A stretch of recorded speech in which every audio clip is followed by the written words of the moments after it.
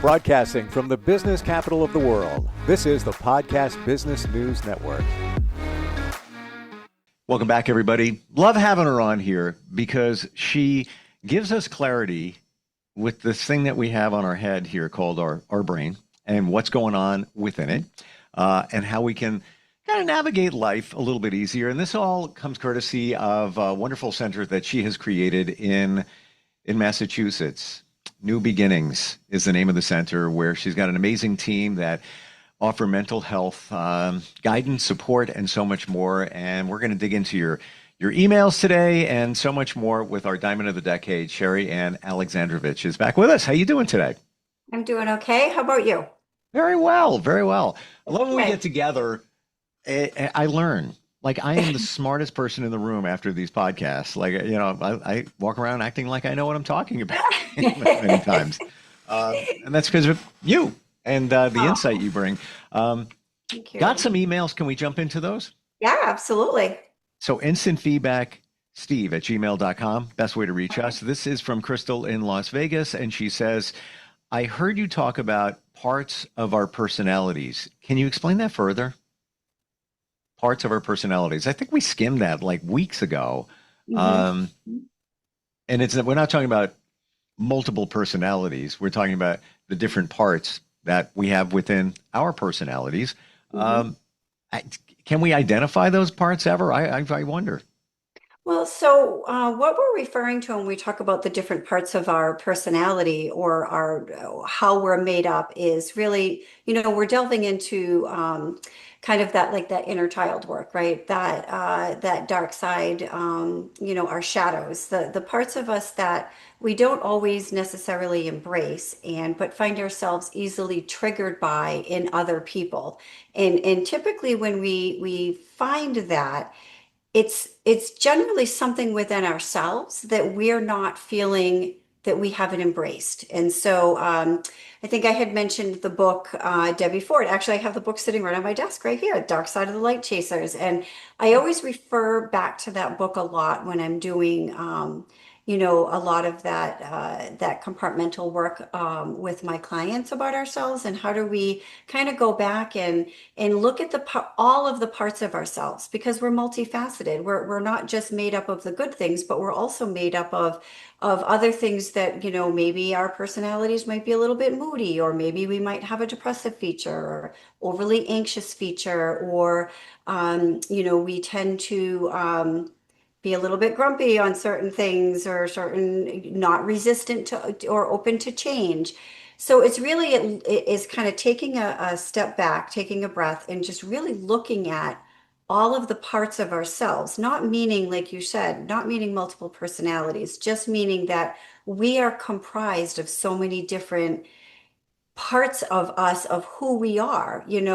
For example, I'm pretty multifaceted. I'm a boss. I am a coworker. I'm a supervisor. I'm a mom. I'm a grandmother. I'm a sister. I'm a mother. I'm an aunt. So those are all the different parts of who I am as a person. And you operate in different roles in each part of that. So you might be one person when you're dealing with this situation or in that other situation. So it's really just looking at who we are as a person, who do we want to be, and being open-minded to looking at what that change looks like. Does that make sense? Yeah, and it makes me wonder,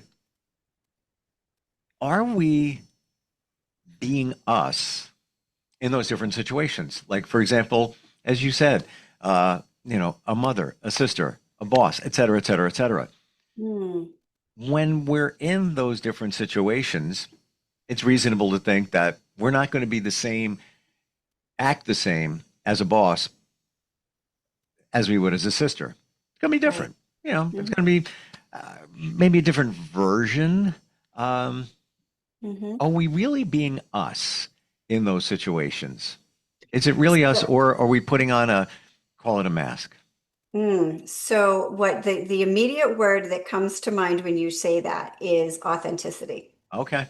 And so if we are being true and genuine and authentic to who we are and what we believe in, then I would say, no, we're not putting on a mask, because we are not sacrificing who and what we believe in. What we are doing is altering how we might communicate something or altering what our limits and boundaries would be because those look different for everybody.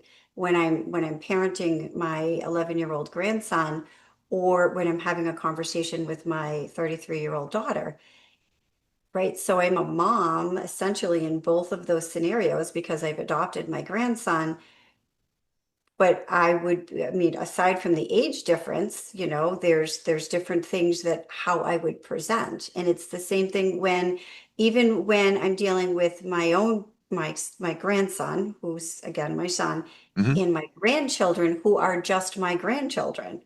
Again, a different version of how I would respond or react because my role is different. And I think that's really what it boils down to is what is your role in that experience versus, putting on a mask. It's not really a mask. It's I don't have to be the parent with my grandparents. I mean, with my grandchildren, right? My Hmm. daughter's an amazing mom. I don't need to have that role. Mm. But with my other grandson, I do have to be his parent because I am his parent. So the conversations, the outcomes are very different. How you address how I talk to my girlfriends probably isn't the same language that I would use when I'm talking to coworkers, right? So Okay. so it's not that you're being disingenuous with who you are. You're really you're just showing a different version of who you are based on the environment, based on the circumstance. But for me, it always boils down to authenticity. Am I always true and genuine to who I want to be as a person? And am I showing that in all aspects of my life? Does How that do you make sense? know that you're truly being you, authentic? Is that a question to me personally, or is that just a global No, I mean, it's question? a global question. Okay. We're not in therapy, okay? Well, I mean, but personally speaking, for me, I know when I'm being genuine and authentic is am I saying, doing, or behaving in a way that aligns with my value system? And every night before I go to bed at night, I do a reflection. So I'll kind of like I'll either do a tarot card or I'll do Oh. I'll put on my meditation music or I've got my oils and things and I do my kind of take a minute to just do my reflection and I'll reflect upon my day on how are some challenging things that I may have come across and did I behave, respond, or act in a way that felt okay for me? Because at the end of the day, there's only one person that we answer to, and that's ourselves. We can Mm. say or do anything we want to anybody, but when we look at ourselves in the mirror, that's the one person we can't lie to because you're looking at yourself and you have no choice but to say, okay, I mean, you can't really look in the mirror and say, no, I didn't say that. You know, inside your mind that you did. So for me, that's always my gauge. Can I lay my head down at night? And if I cannot, and if there's something I'm kind of perseverating about, then I'll journal about it. I'll write about it. I'll think about what can I do differently. And always keeping in mind that I just always want to be the best version of myself. And none of us are perfect. And so that's just owning it. So if I find something that, I said or did that, maybe in the moment I was heated and maybe I shouldn't have said it that way or I was a little abrasive, then it's just taking that moment to reflect and then come back the next day and say, hey, you know what, I didn't mean to come across that way, or, I didn't mean to get elevated. That's my 11-year-old will say to me, yeah, yeah, why are you getting elevated? Whoa. Because that's the Hmm. There's because some that's the insight. There's some right. vocabulary there. Wow. Because that's the language that we use at home, right? That's how I talk to him. Bud, you're getting elevated right now. I need you to take a breath and like think about that. And so that comes back at you, right? Because kids are our little parrots. So Mm. it just does that kind of give you some Yeah. answers to that? And Yeah. it also brings up for me, and it took me a lifetime to figure this out, but nobody's going to love you more, care more about you, know you better, have your back the best than you. Right. Like we're always looking for external sources. Well, life will get better when, or I need this person in my life because I'm Yeah. nothing, or like that movie, Jerry Maguire, like you complete me. No, Right. You No, compliment me. You compliment. compliment me. So Exactly. when I hear the language you complete me, I always want to try to reframe that for my clients and say, you want to be in a relationship that complements you, that helps you to grow, to helps you to be the best version of yourself. Because when another person completes you, then the message that you're giving yourself is that you are not whole without them. And so now we then move into codependent or dysfunctional relationships that are not based on equality, but based on that other person having some sort of power over you that they are going to give you something to complete you. Mm, yeah. And so that power differential comes really makes it really difficult when you're in a relationship that's supposed to be based on equality, not in that balance, have more of a balance. So talking about relationships, that door just opened, so Okay, I'm gonna grab yeah. another email here. And this one is from Abby in Hasbrook Heights, New Jersey, and says, my friends and I are having a debate about people who cheat. I feel it's mostly because the person cheating has things they didn't resolve in their life or maybe in their childhood. What do you think? That's a complicated answer. Hmm. Well, let's dissect it in pieces. So Yeah, I guess yep. many times people, when it comes to infidelity, will think that the person cheated because they weren't getting their needs met in the relationship, whatever the needs are. Mhm. Um, so I think Abby is kind of looking at it a little differently in that it's more about, and I guess maybe things that we've talked about before about our childhood and the traumas within our childhood and all of that. That's what I'm guessing. Okay. So, I mean, I guess there are several scenarios in which I would offer some feedback on that. And I think it's a little bit, first of all, I want to start by saying that every answer is individualized, Of and course. so it's really difficult in mental health to give a global answer, and that's because everybody's individual experience is different, and it's really hard to say that a person is or isn't doing something for a specific reason without knowing that person. So Yep. I want to kind of like lay that foundation because I think that's super, super important. Secondary, I think that there are so many different reasons why somebody would cheat, and that could have to do with, yeah, it could have to do with their childhood. Could have to do with a parent that cheated. And so that became almost like not a Mm, norm, but not a taboo thing either, right? So if you've been exposed to either your mom or your dad that have cheated, so maybe you cheating is not in your mind, right? Your experience is different versus somebody who comes from a home where maybe there wasn't cheating, so they would look at that a little bit differently.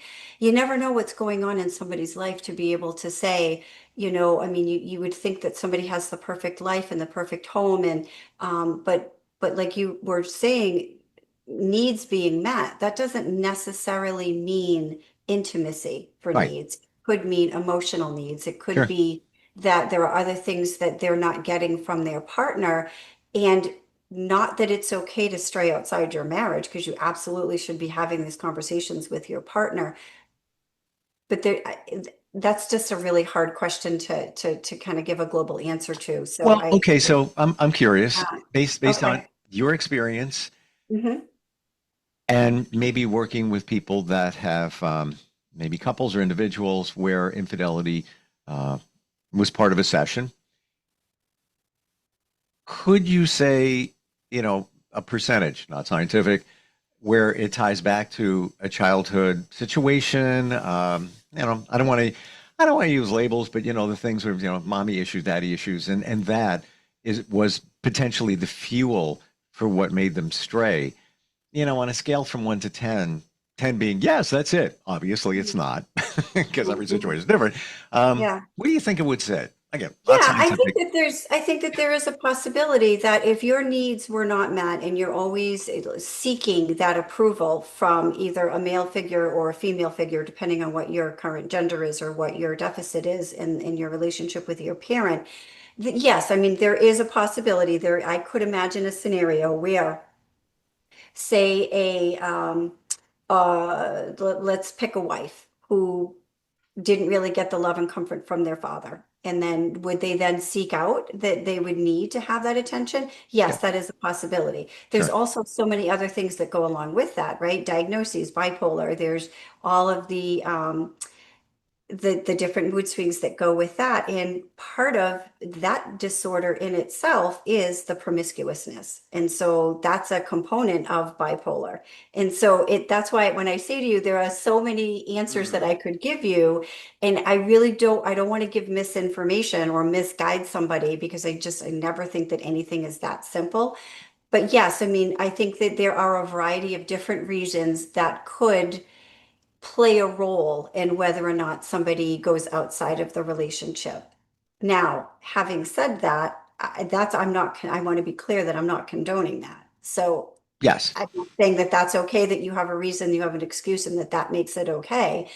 There are some people who just don't they just don't feel fulfilled from within for whatever that reason is, whether that comes from childhood, whether that comes from the relationship in which they're in, whether that comes from not having their needs met and an opportunity comes up. I mean, there's just a mirage of different answers that could go. Cheating is a tough topic.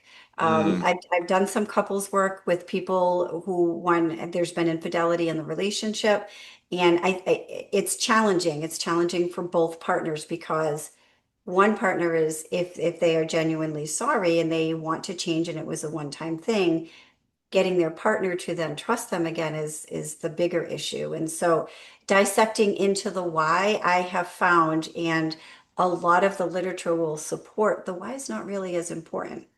say that last part, the The why is why. not always as important, right? So I think that what I've come across in couples work is the husband or the wife wanted to know, why did you do it? Why did you do it? How many times? I want details. I need to know. I need to know.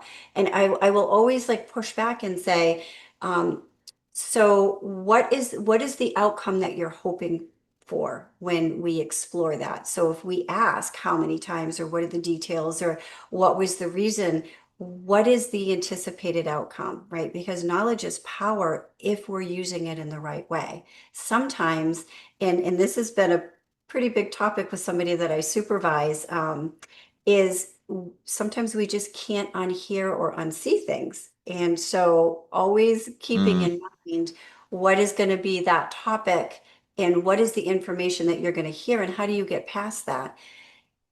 yeah. If you look, you're gonna find. And are you Right, sure you want to find? And to your point, it's right, right. hellacious. It's horrific. I get it. But whether it was once or 100 times, whatever, Yeah. um, is it going to make it different? In there was a breach of trust. That's no matter what, no matter what.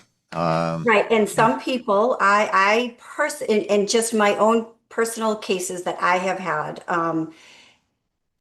I am sure that I don't do couples work as that's not my specialty. So, and I've had some pretty intense couples that I have worked with before, and that's not my passion that I go towards. sure. However, I've not successfully had couples come out of a cheating experience and be able to, reunite. I'm not saying that there aren't those that happens to, because there are people who specialize in couples work and they do this all the time. I try to delve into more of the trust issues and can you rebuild that trust? And it's really Mm, hard once the trust is broken. And regardless of why the trust got broken, once you've broken a trust with somebody that is your lifetime perceived partner, it's really hard to rebuild that trust back, regardless of what the reason is. And there's so many other things that go along with the cheating. Were they safe? Were they using protection? Are you exposing me to STDs? I mean, like I said, this could explode into such a volcanic totally. conversation. And then, floating in the back of somebody's mind is that notion: once a cheater, always a cheater. So Right. whether that's true or not, we can debate that too. Yeah. But again, every situation is different.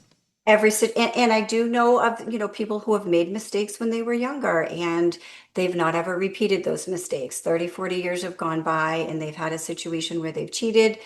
Circumstances were, I mean, not from my, certainly not for me to judge whether they were right or wrong circumstances. They just were. They've never cheated again. And Mm, so, some people do have that, that life lesson. I mean, they're not with that partner anymore. They're with a different partner now and they've moved past that. sure. But not everybody, unfortunately, has those epiphanies and insights. And then, even people who do, what do you do with those epiphanies and insights once you have them? Because they're great in the moment, but it's the work that comes after that high comes down that's where the real work is. Yeah. Yeah. And as I'm scanning my brain with what you just said, Yeah. anybody that I know that was involved in a relationship where cheating was involved, um, it ended. Maybe time went on and then more cheating was discovered or Mm, whatever. right. And even one's coming in my mind of a family I know where the the wife cheated Hmm. and the husband looked into it, and as he traced it, found multiple instances of it, and then he looked into it deeper and kind of put the pieces together. And he very very close friend, and so I know, as it was unfolding, I was privy to it, um, Yeah. but Oh, but God. it went back to he feels the father, her father, where Mm. he left the family abruptly. She did that. Um, Yeah. and he cheated, so she cheated, and now Right. she's with somebody. He showed me pictures, and it looks like her father, like you Yeah. can't make it up. Yeah. Yeah, Yeah. And that kind of speaks to what I said in the beginning of the conversation, right? If you have a parent that's cheated, yeah. and I don't want to use the word that it's normalized, but that's It's part of what the, you know. It's what you right, know. And what part of the family do? We all dynamic. gravitate back to what we know Yeah. and what we feel comfortable with, good or bad. Right. I was in a relationship many years ago that ended, but um, she would always want confrontation. And I'm this is me, chill, figure it out, we'll work it out, Yeah. all good, no problem. And it was always like, push, push, push, and especially when things, were kind of trending down in the relationship, it was even worse.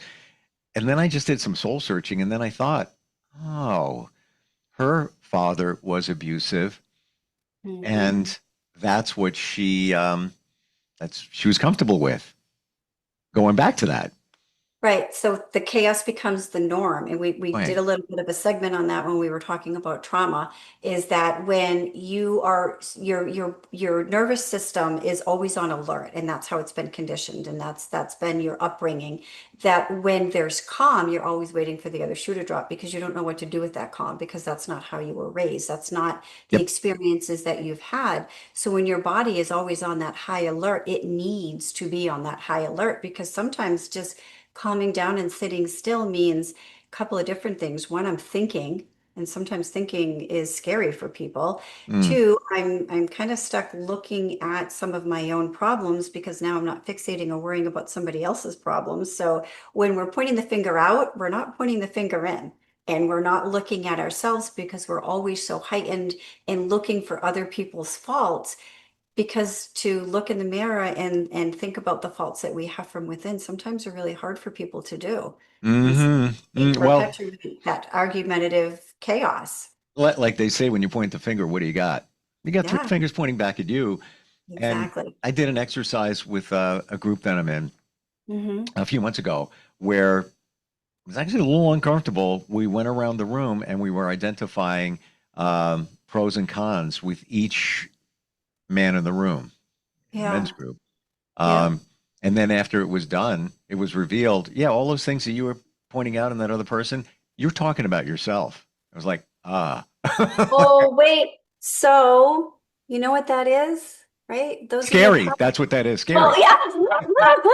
Yes, that's scary. But that's exactly the first comment the first email that you read about talking about your different parts. It all just, you just tied it all together so beautifully because What? What's Put a that? ribbon right on that box and put it on the shelf. It's done. Perfect. That All was right, it. let me go back on that. Um, Okay. so if you look at others and you say, look at them, he or she, look what they do, blah blah blah blah blah. You're really talking about essentially yourself and calling yourself out, whether you want to admit it or not. Well, there's something about that person that's triggering you. And so, why are you so concerned about what that other person is or isn't doing? Are they exhibiting a trait about yourself that you don't like and you try to avoid? So, you are just kind of subconsciously talking about what it is that that other person is doing. Because, I Sherry, mean, I this don't this know about you, conversation got but very uncomfortable. I just want to like roll up in a ball in the corner right now. It's like, okay, let's be honest. Mask down, people. How many right. times do we do that? Probably multiple times a day. People, you get an issue with somebody and, it's bothering you. Like, makes you think, Yeah, doesn't it? so that's always whenever we have that kind of internal angst or something is makes us feel a little bit off. It's always like that's a great opportunity to get curious and just take a step back and say, what is it about that situation that's making me feel like I need to say something or that why is that bothering me? Why is that person that I don't even know? Why is that bothering me so much? What is it about that situation? So that goes back to just kind of looking at our insides and really embracing all of who we are. And is there a part of that within me that I definitely don't want to address or don't want to think that I have like this, I don't know, lack of patience, right? Boy, look at that mother who's really got no patience with their kid over there, and they're yelling at him in the grocery store. But well, okay, well, are you so perfect as a parent that you've never, said anything to your child or disciplined your child in a way that other people might look at you and say, Mm, geez, maybe you shouldn't have done that, right? So, hmm so all of that, right, is looking at all of who we are and having kindness and grace to other people because you don't know what, I mean, this could go into a whole other, I mean, I could go on for an hour about that whole subject, right? You don't know what somebody else has got going on Oh, in their 100%. And life. that one came to me when people cut you off in traffic. I, Yes. I, I give them grace. You know, usually nothing happens. You get whatever. But now I look at it as maybe they got some bad information a minute or two ago. Maybe they're working three jobs and minimal sleep. Shouldn't be driving, Maybe but it their is what it wife's in is. labor You and don't they're know. trying to make the birth of their child.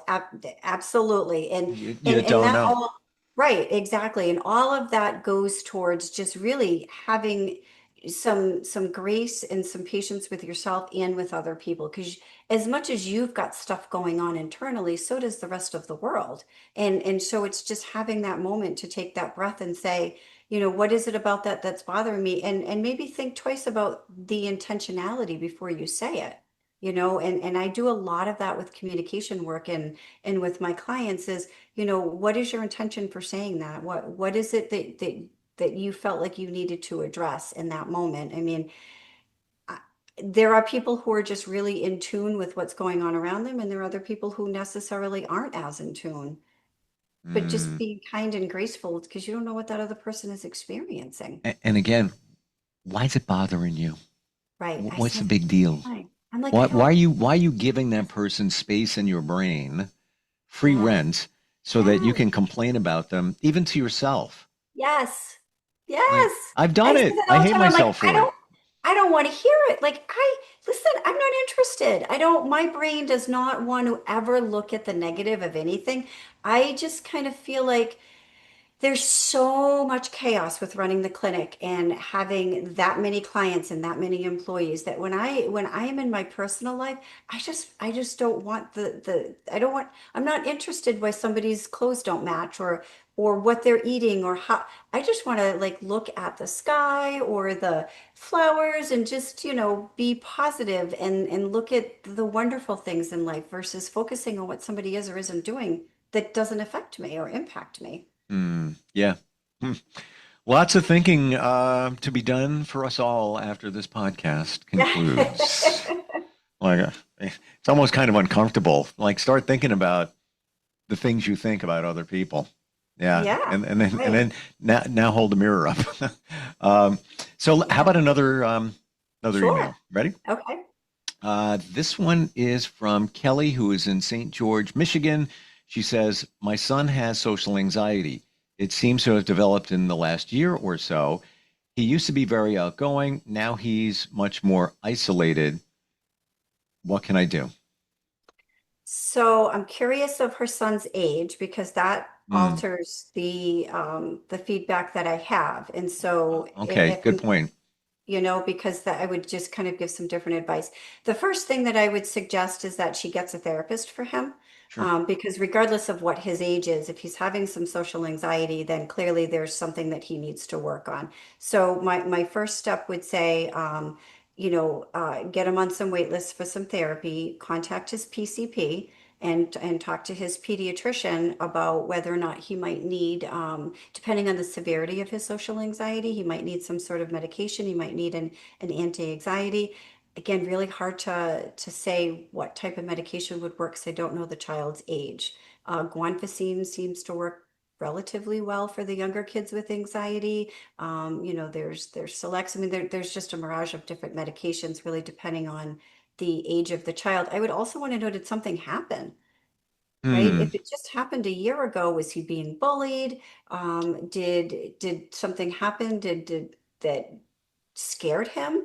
And Um, and and certainly, like the cheating thing, um, yeah, there's so many variables here, and we don't have the info. But why don't we yeah. just throw some things in there? Okay. Um, Yeah. let's. So let hypothesize, say he's an 8-year-old little boy who was being bullied at school and now he's having some social anxiety about going back to school. I Mm, mean, so again, my answer would be the same regardless of the age. And the first thing I would do was I would assess for their safety. So why are you isolating, right? The first thing I would want to know, first and foremost, is there any suicidality or any self-harm? mhm. So whenever I hear that a kiddo is isolating, that's the first thing I want to do is assess for safety. The second thing that I want to do, I mean, obviously, if there's a safety concern, then we're taking them right to EMH, emergency mental health, and we're going to have them evaluated and assessed to make sure that we can keep them safe. If that's not happening, then we want to get them in therapy. We want to reach out to their pediatrician and we want to see if any medication management might help in addition to therapy. I never advocate for medication without therapy. And then I would ask the kiddo, like, what's going on? I would explore. Did something happen? Were they hurt? Did somebody do something to them that makes them feel uncomfortable for leaving their house? Was there a family member that was sick? I mean, we've had cases where kids have not wanted to leave their mom because their mom is recovering from cancer. And they're so, even though the mom's in remission, they're so afraid of leaving their mother that the mom is going to get sick again because there's no dad in the home and the mom is the only lifeline. So getting that kiddo to feel comfortable to even leave the house, there's so much work, foundation work that needs to be done with that, which is helping them understand that mom's in remission and this is the support team that we have in place for the family. And, so therapy really is the catalyst to making sure that we can help this kiddo work through whatever it is that they're experiencing and build a team, a good support system. So, mom's recognizing that kiddo is isolating. Is there a dad in the picture? Is there, close relatives that are also in the picture? Are there other people that can kind of help this kiddo to feel more comfortable leaving? There's so many different scenarios. I mean, if Yeah. if it's interesting, she says her son and social anxiety doesn't give the age, but to identify that a child has social anxiety, like you said, as the hypothetical example, it could be 8, Yeah. and you would identify social anxiety even at that age. Oh, for sure. Okay. Hmm. What Hmm. if it's a teenager? Let's say 15, Hmm. um, and let's say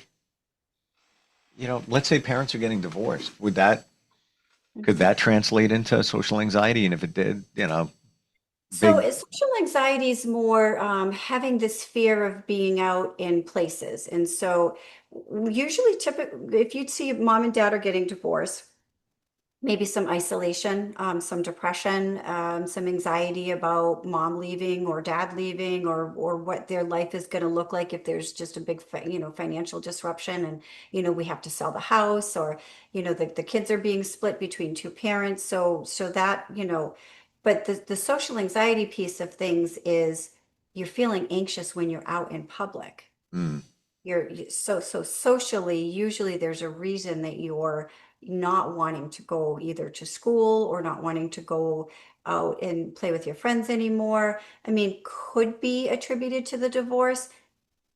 I don't personally see that very often or hear of that very often, in the cases that we treat. It's more, so I had a client who in ninth grade really had some extreme social anxiety, and to the point where couldn't take the bus, couldn't go to school. There was just no way starting high school that this person was going to really be able to do that. And that's when I started treating her. And so we would start with mom driving her, getting through one hour of the school, and then 2 hours of the school, because we did all the assessments first, right? There was no suicidality, there was no self-harm, there was no disclosed trauma. And so presenting as this is a ninth grade 15-year-old female who has social anxiety, doesn't want to go to school, not giving any trauma background to me to kind of go off of. And so what we did was we just started like a success story, and we started building upon the small Hmm. successes to help reintroduce getting back out into the community. And so that meant, mom drives to school, we get through one period, and then we have a plan with the school where we can go down, we can kind of take a break. Maybe we do second period in the nurse's office or at the principal's office, and we kind of build. And so I would have her jot down in her phone her successes. And so every day we're looking at what are the things that we've already overcome, and we use that as our stepping stones. And those are our building blocks to kind of get to the next level of where we need to be. Because yesterday we went to 2 classes. So today let's try 3 classes. And if we can't do 3 classes, that's okay. We'll stick at two. If two doesn't feel good for us today, so we'll go to one. And then tomorrow we'll go back up to two. But just always reinforcing that if today we can only do 1 hour, but yesterday we did 2 hours, we didn't lose our success. We That's still accomplished that. that's a beautiful way to look at it. Yeah. It's And go it's ahead. like that, like it's like starting all over again. And certainly, you know, you may have some family stuff going on, then you add Mm, a new school, high school, ninth grade. absolutely. It's a big Yeah. deal. There's a big change It is going a on there. huge deal. And right, so every day is a new beginning. Hence the name of my clinic is Ah, every day is a new beginning. And we have the opportunity every day to wake up and do something better, and change, and always just want to build our stepping stones to a brighter future, right? That's kind of like where all of my philosophies and mission statements come from, is from even my own personal journeys of understanding that every step I have taken, I may have taken 10 steps back, I may have taken a year back, I may have just taken an hour back, but either way, every day I get to wake up and say, today I'm going to do something different. And so I just kind of like, I'm always that cheerleader for my clients. Okay, well, so yesterday we could only tolerate one hour. That's okay. At most, we've tolerated two. Let's challenge that. Let's go to 3 hours. Let's do that. And by the way, I just want to say this particular client graduated top of her college wow. class, and Wow. is yes, and was the head of her sorority, and I mean, like, I'm You honestly, are beaming with pride. you don't even know. You don't even know where she started and where she is today. The position she holds today is mind blowing. Amen. Mind blowing. Yeah. And so I've got tears in my eyes, just even like, so we can move through these social anxiety pieces. I mean, this particular person is just a shining example of a kiddo who could not go to school. Wow. And Wow. so, yes. So I guess I don't know if that answered that question, or if I tend to always No, kind of, but it gives a lot of clarity Yeah. in many different directions, right down to the effectiveness of therapy, Yes. and everything, involved in that. Yeah. Um, I had this never happens. I forgot what I was going to say. I had a Oh, thought I'm at first sorry. time in 6,000 podcasts. Um, because I feel your emotion from that situation, and it's just beautiful. Like, my gosh. Um, Now I remember, and it's what you said, the wins. Yes. We look for instant wins, gratification. We're wired to Amazon. One button, it's here by 3P today Yeah. in most areas. Um, Yeah. but we never look back at what we've accomplished. Look at 6 months. Don't do a week. Don't do two. 6 months, a year. Go back a year. What has Mhm. happened in your life in a year? Right. But I don't even want to talk about mine. Same, same. I mean, like it's not about I me. got about 6 hours, a bottle of wine. And now, right now, let's look at those things Yeah. as what you overcame. Right. Hmm. Holy blank! Like Right. when I look back, I'm like, Right. oh, oh, boy, you pulled that off, and like seriously, things I never Mhm. thought I'd ever do to move my life forward, situations, taking chances, Mhm. like like mind blowing when I think about it. And I'm just Yeah. an average guy. I'm like, it's amazing when you take a look at it and take inventory of that year. Right. Yeah. Well, and we have to be our own cheerleaders because it's, if we're always looking for somebody else to build us up and that person is having a bad day, guess what? We didn't get our daily dose of build up that day. And it's the same thing goes back to the relationship, right? Complete versus complement is it's really important that our reward system has to be internal. And I'm not saying that it doesn't feel good when someone compliments us or gives us really good feedback, but our sense of self has to come from within. And if it doesn't, then we're constantly dependent upon somebody else. We know that not everybody's behavior is the same every day. And so if your partner or your parent or your sibling or whoever you're looking for that validation from is having a bad day and they don't give it to you, now you're having a bad day. Wow, you just gave the keys to your kingdom away to somebody else. Those are your keys. Hold on to those as tight as you can and only allow people to take from you what you can give. Because when you give, give, give, and then you become depleted and you become empty, you don't Hmm. have anything left to give. And the people on the outside who are receiving that, well, they're used to receiving that. So they're not going to give it back because that's just not been that dynamic of that relationship. So it's that shift of saying, okay, today I'm going to take into consideration the things that I have been able to overcome or the things that I have positively been able to reshape and be better versus, the whole philosophy is I am because that has so many different outcomes that can be negative or positive. I view my life, my journey, my experiences as what has shaped who I have chosen to become today. Not perfect, right, wrong, or indifferent. I have made the decision that my experiences were going to Hmm. shape me in a way to be able to give back versus viewing it as, wow, I've had a really bad life. Nobody's ever been at my side. I feel like life is so overwhelming. I need to do drugs or I need to go to alcohol or I can't, somebody is always the reason why I can't succeed. We are our own biggest barriers, and that is an absolute fact. Mm.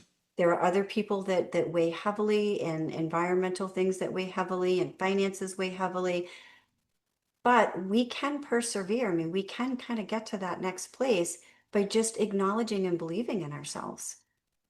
Do you find that we should always look for the opportunity or the win in situations? I think that we proceed with caution because there are some circumstances that we may have had a negative experience of that we want to be cautious for. I wouldn't suggest that anybody just move forward without thought or, consideration of how things could go differently. But I think, in a cautious way, being able to move forward, but with that underlying positivity. That Mm. that would be my suggestion is not foolhardily, but I was with a friend yesterday, and he's into this girl, mhm, and she's got a boyfriend floating around out there, and I said, just look at what's going on here. You're giving her attention that she's not getting. You're All of this is going on here, but she doesn't return it. Like, he tries to make plans with her, wanted to do something on the weekend, go away for a day, two, whatever it is. She committed once, dropped the plans. Yeah, I said she can't go. Happened again. And he's just like, I can't believe this. I'm like, look at what you have here. yeah, Now you have the answer. She's not the answer. She revealed herself. I know it sucks, but look yeah, at look at the win. Now you know. Don't right, give her any more space in your mind and in your heart. Get rid of it now. Now you right, know. right. You got Yeah, your answer. In a way, quietly thank her. Good. We're good now. I got it. I figured it out. You don't want to know that answer, but now you know. So now you can yeah, move in a different right. direction. Yeah, You know? knowledge is power for sure, right? Yeah. Understanding things and looking at things from different perspectives and being able to kind of move forward in positive ways is always so important. It's just important information on how we're going to kind of answer the next problem that comes our way. Tell me about the events coming your way that you're working on Oh, very soon. yay. So, yes, absolutely. So, Blessed Nourishment is a nonprofit, and that's BLESSED Nourishment. And there's an Instagram website. And so, Blessed Nourishment is a nonprofit that is supporting an orphanage in Ghana. It's called the Vadim Orphanage. And so, New Beginnings is one of the major sponsors of Blessed Nourishment. I met Sharissa, who is the owner of the founder of Blessed Nourishment. And so she is an amazing young lady, and I hired her back in November. And so during our interview, she was telling me how she's from Ghana and she's here. And so during COVID, so she's in her 20s, I don't know her exact age, so younger, but in during COVID, she would take her money and she would give all these different like hand sanitizers and napkins and food out to homeless people. And so she is, very connected to Ghana and to the orphanages out there. And so we did a launch for Blessed Nourishment in November, and New Beginnings was able to sponsor enough money to go down in February, and we went to Ghana. And we built a dining hall down there because the kids didn't have, there's 78 kiddos at this particular orphanage, and they didn't have anywhere to eat. So we were able to, with the money that we raised, build a dining hall, help with their water filtration system, which was ran on solar. So you can imagine when there's no sun out there there's just no running water.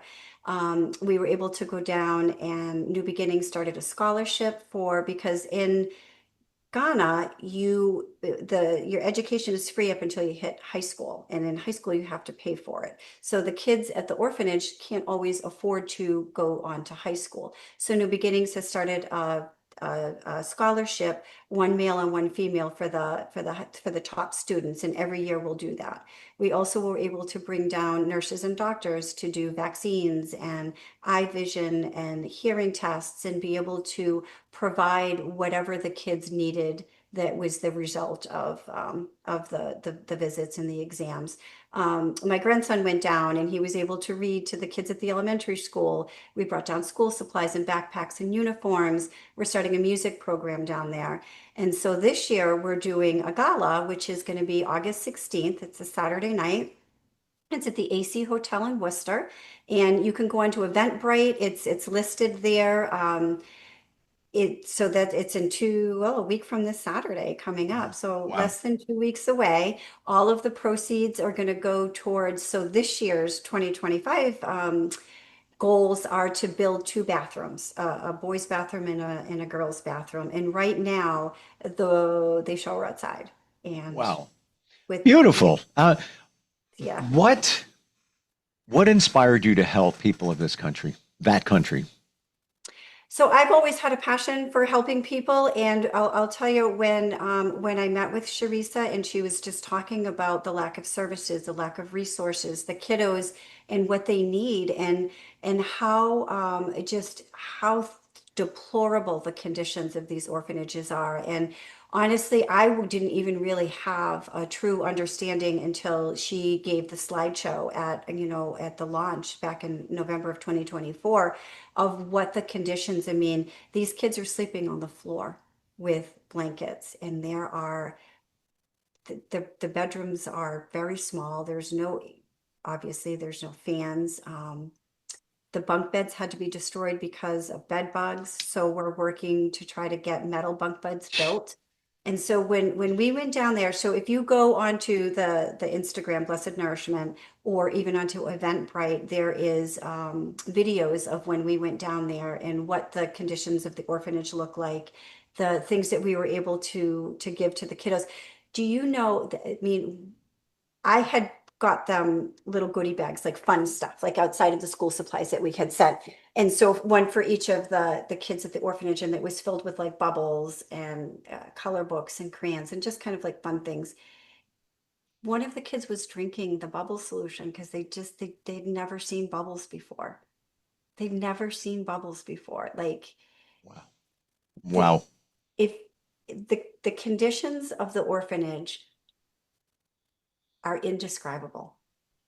I It's indescribable. And, when we went to see the look on their faces of gratitude and thankfulness, we were able to go to three of the elementary schools and provide hot lunch to them. Every kid got a backpack full of school supplies outside of the orphanage. We went to the elementary schools and did this as well. And when we went out to the orphanage, and if you see the pictures of these kids, and we brought soda and cake, and we were celebrating. Sharisa and I both have a birthday in February, so the kids were celebrating our birthday with us, and just to see, I mean, they had come up with songs. They were playing with the few instruments that they had, and they made banners. And I'm not at my office today. I'm working from home, but at my office behind me, you can see the scarves that they sewed our names on for, and just it's such a cause that is so needed, and there it just is no opportunity for help because the country is impoverished. And so if there's not any exposure, or people don't talk about, you don't know, and you see these kids and their eyes. And I'll tell you, for the amount of good that we did when we went in such a short amount of time, and I like November to February, we built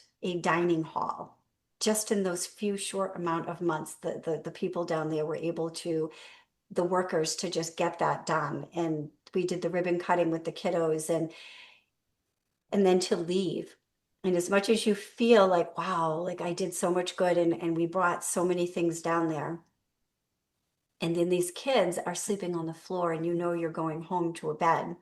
And these kids are going 15 kids per bedroom, just sleeping on the floors. It's heartbreaking and impactful, and just such a need that I just have become so passionate. And just like, this is just really part of what New Beginnings is going to be sponsoring every year. And I'll tell you, my grandson was talking, he had gone, and he's 11, and what an experience. I'll tell you, he was doing, somebody was asking him one time, they said, think of a time in your life where you felt as though you had the most inner peace, like the most that you've ever given back, like ever felt.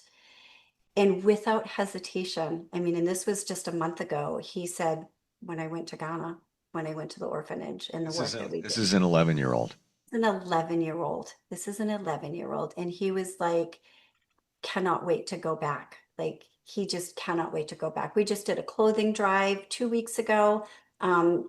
the amount of clothes that we got donated was unbelievable. And, you know, so we're going to get a truck that's going to bring all of the clothes and the supplies down to the orphanage for these kids. It was amazing the amount of community involvement that we got. New Beginnings is going to be at the Summer Jam at Crompton Park this Saturday, coming up in Worcester, Mass.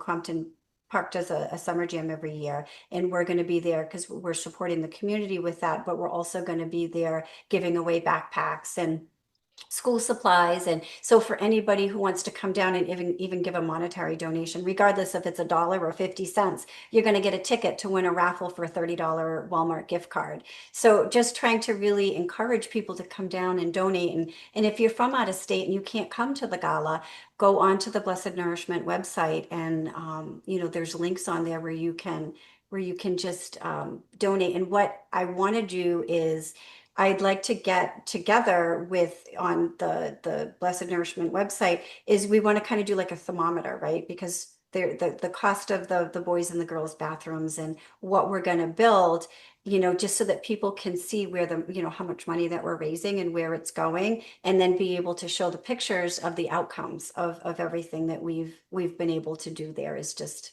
absolutely, it's just, it's beyond rewarding.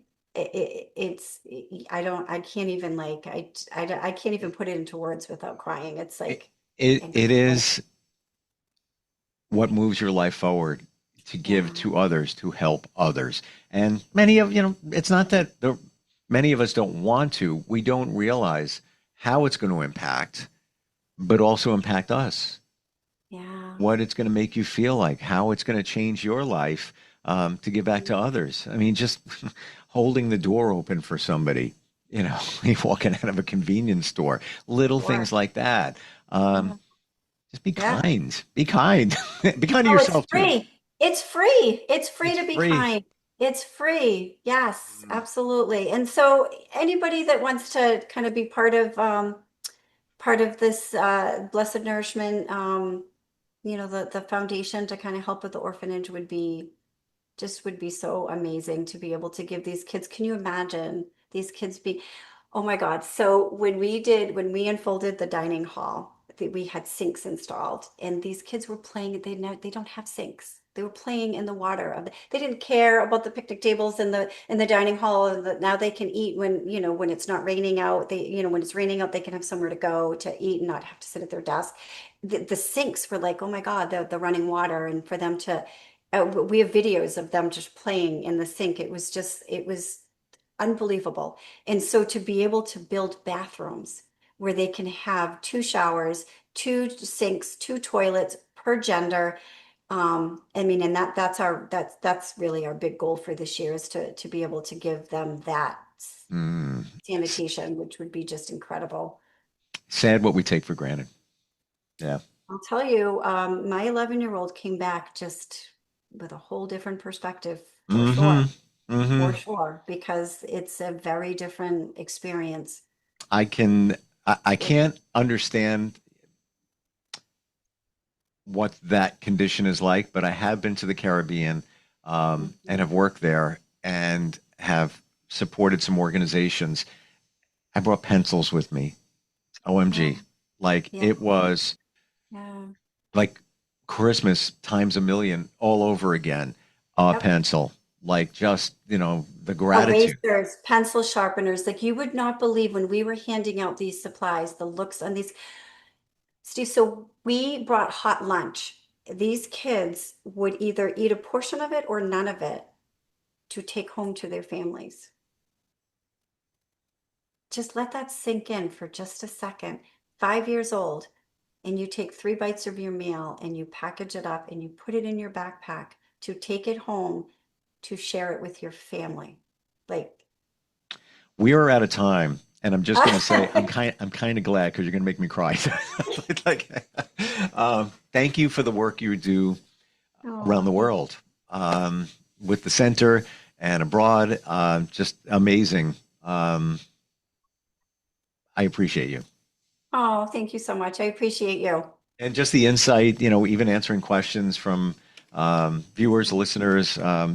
Super cool that you're a source to go to. And what's the website for the center? newbeginningswc.com. Beautiful. All of our information is right on there. My email address is on there. If anybody has, wants to make a referral, you can do it right on the website as well. And now I know how to say Worcester. Yeah. And if anybody has any, if there's any more like email feedbacks or questions or things like that, more information is better for me because it's easier for me to kind of give some advice or some insight if I know Yep. more dynamics about the case versus I never want to give information that's not accurate or lead somebody in a path that isn't the right way for them to go, or I don't want them to feel like their question wasn't answered. Yep. Does I that totally make sense? gotcha. I And you know wanna what? try to help. With what you said, thank you for saying that. It can be confidential. So if you don't want to give your name or anything like that, we Oh, don't have to. absolutely. Yeah. For Just sure. instant feedback, steve@gmail.com for next time we get together. All right. Thank you so much for today. Really appreciate it. All right. Thanks. Thank Okay, you. We'll be right back.